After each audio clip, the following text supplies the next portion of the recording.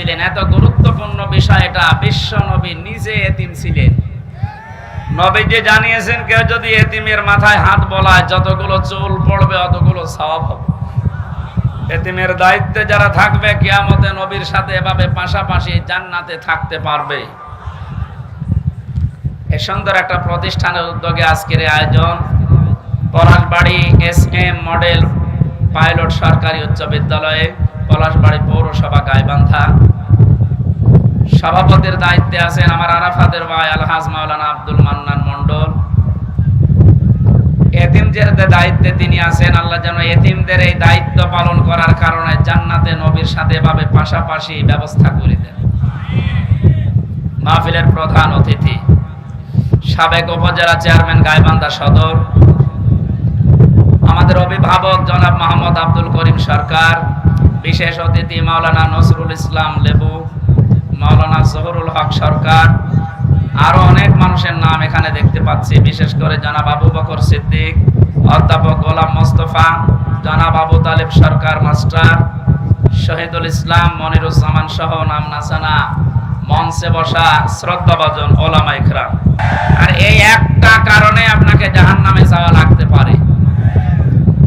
আপনি যদি অন্য ধর্মের হতেন আমি বলতাম না, আপনি যদি মুসলমান হয়তো না বুঝে ভুল করছেন, এজন্য আশা করছি আপনি এটা নিয়ে ভাববেন। মরণের পরে নবীজিকে আল্লাহ দেখিয়ে বলবে, মান হাজার রাজুল, এই লোকটা কে ছিল? আপনি যদি বলেন হাজা নাবিয়্যুনা মুহাম্মাদুর রাসূলুল্লাহ সাল্লাল্লাহু আলাইহি সাল্লাম, ইনি আমাদের নবী মুহাম্মাদুর রাসূলুল্লাহ, এই কথা বলার পরে কিন্তু ফেরেশতারা জিজ্ঞাসা করবে, জীবনে প্রতিটি ক্ষেত্রে লোকটার আদর্শ মেনে চলেছো? এবার আমার মনে হয় যে মানুষগুলো বিভিন্ন সময় স্লোগান দিয়েছে, আমার নেতা, তোমার নেতা, অমুকের নাম দিয়েছে, মুহাম্মাদুর রাসূলুল্লাহর নাম দেয়নি। ওই মানুষগুলো মাস্ট বি ধরা খাবে। আমরাও ধরা খেতে চাই, বলেন? এরপরও যদি কারো মনের পরিবর্তন না হয়, সে যেন বিশ্বাস করে তার বিবেকের উপরে কুকুরে প্রসাব করেছে। বলছে ঠিক। এখন যদি বাড়িতে যাই, এই যে যেখানে বসে আছে, এনে যদি বাড়িতে সালাম দেওয়ার পরে ওনার স্ত্রী ওনারে গালি দেয় কুকুরের বাচ্চা বলে, ভালো লাগবে? বলে রাগ হবে? উনি যদি জ্ঞানী মানুষ হয়, চিন্তা করবে আমার তো শিক্ষিত বউ, এত ভদ্র ঘরের সন্তান, আমার গালি দেয় কেন? অবশ্যই এর জিনে ধরেছে। কিসে? জিন অথবা পরিতে ধরেছে, নাই তো আমার গালি দেওয়ার কথা না, স্বাভাবিক নেই। আপনি যদি কোরআনে কারিমের অথেন্টিক কথাটা শোনার পরে আপনার যদি বিশ্বাস দরবেশ বাবার মতো হতো, তাহলে আপনাকে আমি বলতাম না। দরবেশ কোরআন হাতে নিয়ে বলেছিল এর ভেতরে সমস্যা আছে, এই কারণেই তো দাড়ি কেটে ফেলেছে। আল্লাহকে অপমান করিয়েছে শুধু কোরআনে কারিমে, মানে সন্দেহ আছে এর ভেতরে এই কথা বলার কারণেই। যে লোকটা এই কথা বলতে পারে তার ঈমান বলে কিছু থাকার কথা। আল্লাহ বলেন যালিকাল কিতাবু লা রাইবা ফি, এর ভেতরে কোনো ভুল নেই, সন্দেহ নেই, সন্দেহের অবকাশও নেই। আর ওটা হাতে নিয়ে বলেছে এর ভেতরে সমস্যা আছে, তবে মেজর না। বলেন নাউজুবিল্লাহ। আমার ভাইরা, তো অল্প সময় কথা বলবে গরমে, কিন্তু কথাগুলো আপনাকে নিয়ে যাওয়া লাগবে। ইয়াসিন বলে আল্লাহ যার নাম দিলেন তার নাম মুহাম্মাদুর রাসূলুল্লাহ। সুতরাং আজকে থেকে যদি বিবেকটা কাজে লাগে, মুহাম্মাদুর রাসূলুল্লাহ বাদ দিয়ে আপনি আর কাউকে নেতা আদর্শ হিসাবে মানবেন না। এ কথা দেওয়া যায় না? আলহামদুলিল্লাহ। শিশু সদন এতিমখানার নাম দিয়েছে। এতিম এই শব্দটার ব্যাখ্যা শুনছিলেন, এত গুরুত্বপূর্ণ বিষয় এটা। বিশ্ব নবী নিজে এতিম ছিলেন। নবীজি জানিয়েছেন, কেউ যদি এতিমের মাথায় হাত বলায় যতগুলো চুল পড়বে অতগুলো সওয়াব হবে। এতিমের দায়িত্বে যারা থাকবে কিয়ামতে নবীর সাথে এভাবে পাশাপাশি জান্নাতে থাকতে পারবে। এই সুন্দর একটা প্রতিষ্ঠানের উদ্যোগে আজকের এই আয়োজন। পলাশবাড়ি SM মডেল পাইলট সরকারি উচ্চ বিদ্যালয়ে, পলাশবাড়ি পৌরসভা গাইবান্ধা। সভাপতির দায়িত্বে আছেন আমার আরাফাতের ভাই আলহাজ মাওলানা আব্দুল মান্নান মন্ডল। এতিমদের দায়িত্বে তিনি আছেন। আল্লাহ যেন এতিমদের এই দায়িত্ব পালন করার কারণে জান্নাতে নবীর সাথে এভাবে পাশাপাশি ব্যবস্থা করে দেন।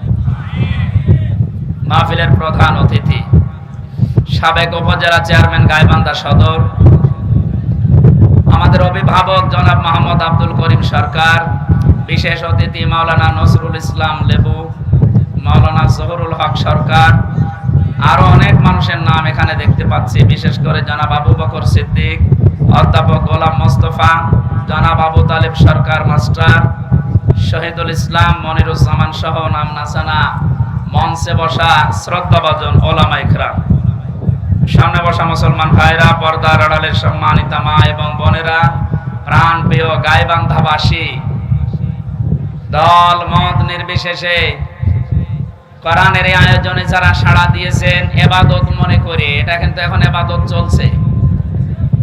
যে ইবাদতে কষ্ট বেশি ওই ইবাদতে সওয়াব বেশি হয়। সুতরাং এই কষ্ট করে যারা এসেছেন, শুনছেন, ইবাদত মনে করে বলেন আলহামদুলিল্লাহ। পৃথিবীতে আল্লাহর বড় বড় দয়ার কথা আমরা শুনেছি। সবচাইতে বড় দয়া রহমত আল্লাহর পক্ষ থেকে মানুষের জন্য চারটা পেয়েছি। কয়টা বলেন বলেন? এটা তিরমিজি শরীফের হাদিস।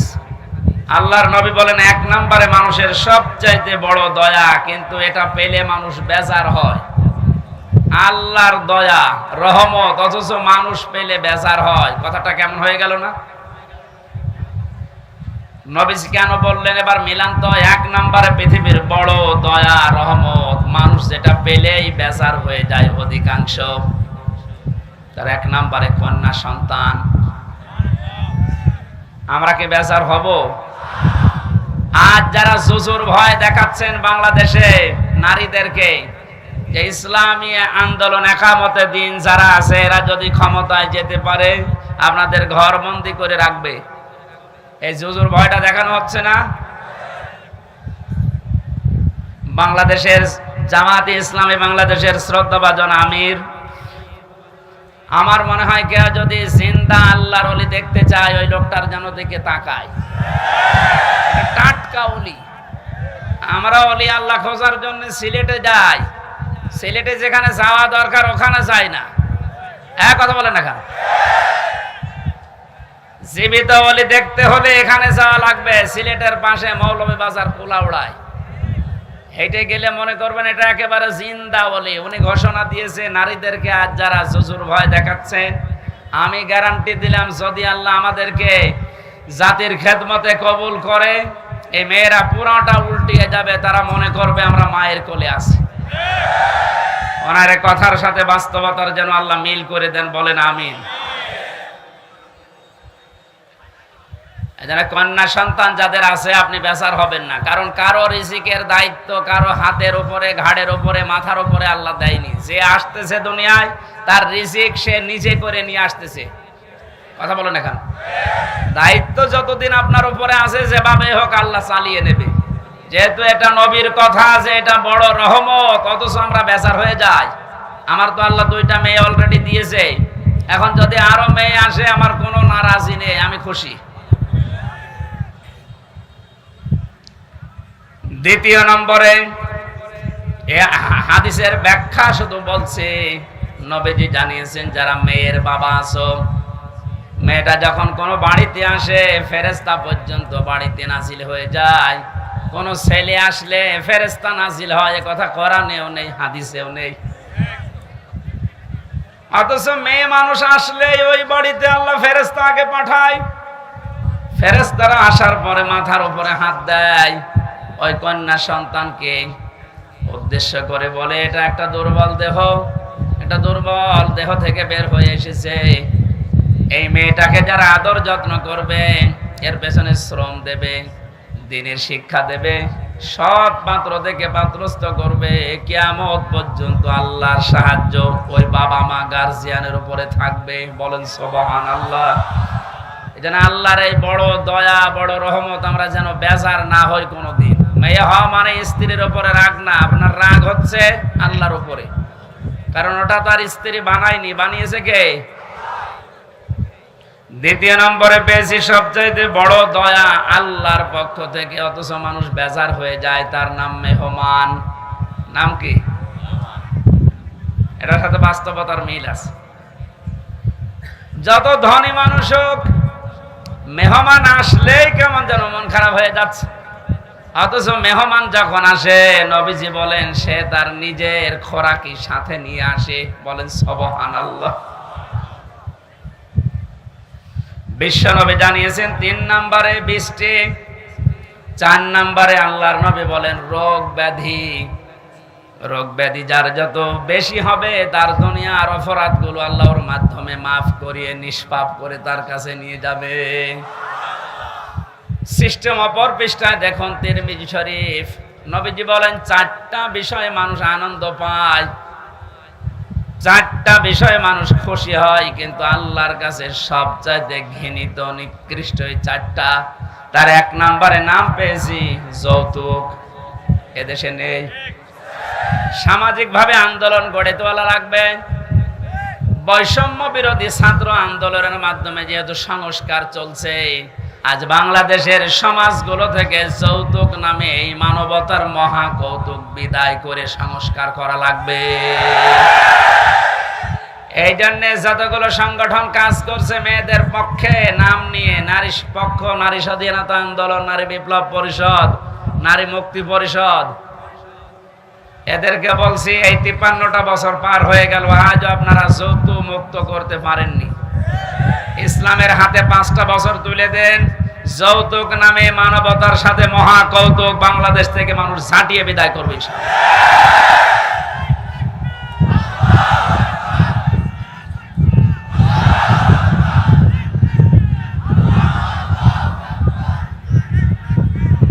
গাইবান্ধাবাসী 2 নম্বরে পেয়েছি আল্লাহর কাছে ঘৃণিত মানুষের কাছে খুব আনন্দ লাগে, মজা লাগে, তার নাম গীবত। নাম কি? এটা করা যাবে না। নবীজি বলেন 3 নম্বরে মিথ্যা বলা, 4 নম্বরে সুদ আর ঘুষ খাওয়া। এই 4টা বিষয় আল্লাহর কাছে ঘৃণিত, কিন্তু মানুষ খুব বেশি আনন্দ পায়, মজা পায়। আমরা যেন বিরত থাকতে পারি। বলেন আমিন। দরুদ আর সালাম পাঠ করি আমাদের নবী। কিয়ামতে যাকে সামনে তোলা হবে আর তার উম্মতদেরকে পেছনে তোলা হবে। এখন নবীর উম্মত আমরা হতে পেরেছি কিনা এটা একে নিজের কাছে জিজ্ঞাসা করি। আল্লাহর নবী জানিয়েছেন আমার উম্মত তো তারা।